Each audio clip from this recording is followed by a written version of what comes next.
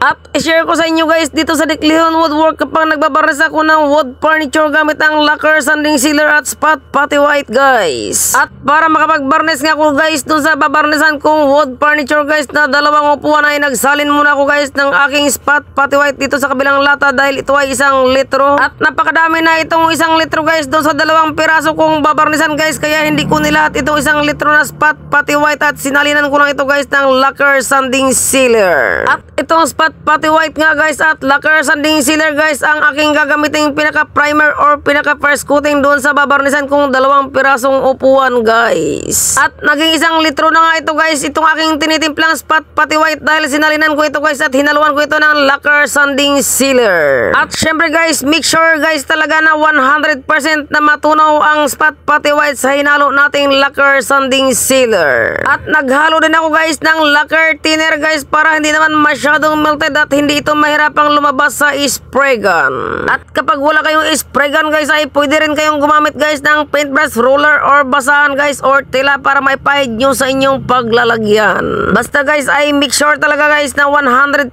na tunaw na yung ating spot putty white sa lacquer, sanding sealer at lacquer thinner bago ito isalin sa spray gun. Para guys kapag ini-spray na ito guys tulad itong aking ginagawa ay 100% din guys na hindi ito nagbubuo-buo sa spray gun at hindi mahirapan yung ating spray gun at hindi masisira. At kapag paintbrush naman guys, basahan or tela o roller ang inyong gagamitin sa pag-apply nito guys ay para maiwasan din natin guys ang mga lubak-lubak na dinaanan. At ito nga guys ang aking ginagawang pinaka primer o pinaka first coating para mas matibay at hindi natutuklap agad. At para mas pinatibay pa guys ay nagtimpla ko ulit guys ng spot putty white at lacquer, sanding sealer. Gagamitin ko naman ito guys pang masilya doon sa akin nilagyan kanina ng first coating at pinaka primer. At kunti lang din yung aking kinuha guys dahil 2 pirasong upuan lang naman yung aking pagmamasilyan guys ay hindi ko naman nilahat itong aking natirang spot putty white at binantuan ko rin ulit guys ng lacquer, sanding sealer. At dahil gagawin ko namang pang masilya itong aking tinitimpla guys ay hindi ko na ito hinaluan ng lacquer thinner. At kunting lacquer, sanding sealer lang guys ang hinalo ko dito sa spot putty white guys dahil ang kailangan ko naman ngayon guys ay medyo melted at hindi tulad kanina na medyo malabnaw. At kahit medyo melted ito guys ay kailangan pa rin itong mahalong mabuti guys bago ito i-masilya tulad itong ginagawa ko guys. Dapat guys ay mahalo mabuti bago ipahid ng ganito. At huwag nyo palang kalimutan guys na magsuot ng gloves bago kayo magpahid ng ganito guys. Huwag nyo na akong tuluaran dahil makakapal na yung aking mga balat lalo na pag kayo ay allergy. At syempre guys huwag nyo rin kalimutan magsuot ng face mask o gas mask guys para maiwasan yung malanghap ang amoy ng ating mga ina-apply. At naisalin ko na nga guys yung aking kulay na pang bebase guys. Ito naman yung aking natimpla guys at hindi ko na ito na-videoan guys dahil na full storage na yung aking cellphone. At hindi ko na rin na-videoan guys ang pagliliya ko nito guys bago ko lagyan ng ganitong kulay guys ay syempre nagbura-bura na naman ako guys dahil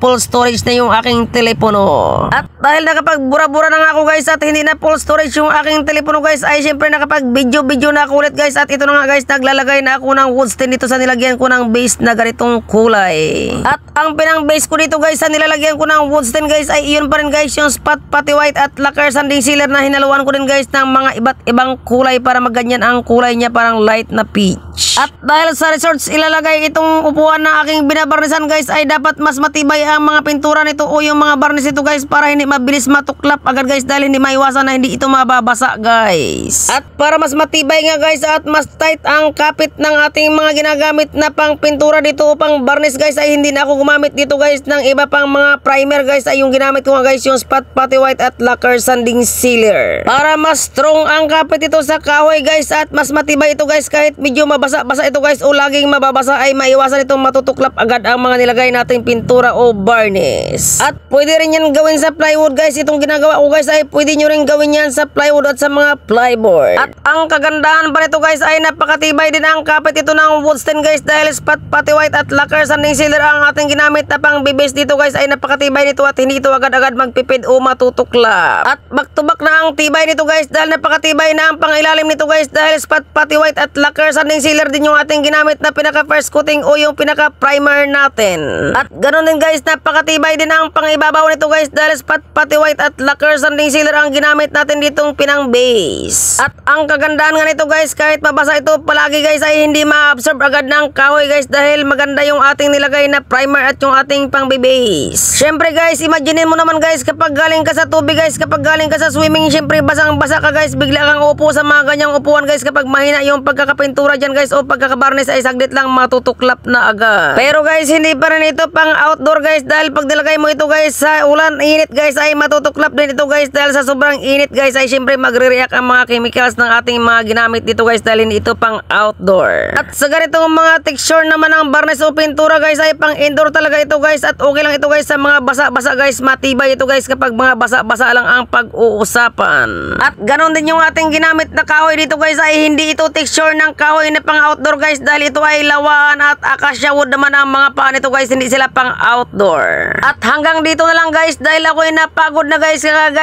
ko guys, sana ay nakatulong ako sa inyo guys lalo na kapag may mga ari ng resort sa inyong mga pinagtatrabahuan. At syempre guys, kapag alam natin na yung ating mga ginagawa guys na item ay doon nila ilalagay sa mga madalas mabasa o yung mga hindi maiwasan talagang hindi mabasa guys ay syempre tayo na lang ang mag-a-adjust kung paano natin ito mapapatibay. Syempre guys, maliban sa maganda tingnan ay syempre isipin din natin palagi yung quality ng ating ginagawa kung paano natin ito mapapatibay at mas maganda guys.